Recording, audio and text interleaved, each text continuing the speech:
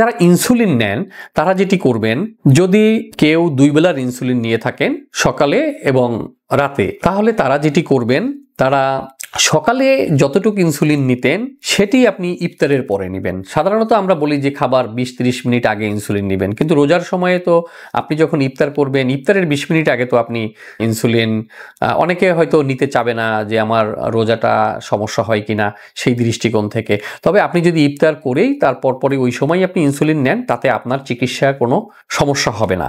এবং আপনি রাতে যে ইনসুলিনের যে ডোজটা নিতেন, যে পরিমাণ ইনসুলিন রাতে নিতেন, এটি আপনি সেহরিতে নেবেন। এবং আপনাকে যেটা করতে হবে, এই ইনসুলিনের পরিমাণটাও এখানে আপনার কমিয়ে ফেলতে হবে। ইনসুলিন আপনি রাতে যে ইনসুলিন নিতেন সেটা এখন যেহেতু আপনি সেহরিতে নেবেন, সারাদিন আপনি খাবেন না, রোজা থাকবেন, আপনার সুগার ফল করার একটা সংখ্যা থেকে যাবে।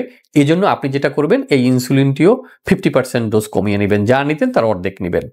এই যে আমরা ডোজ কমিয়ে ফেললাম, এখান থেকে কিন্তু একটি ঘটনা ঘটতে পারে যে আপনার সুগার বেড়ে যেতে পারে। তাহলে সুগার বেড়ে যেতে পারে, তাহলে আপনাকে কি করতে হবে? আপনাকে পরের দিন সকালবেলা আপনাকে 10টার দিকে সুগার মেপে দেখতে হবে।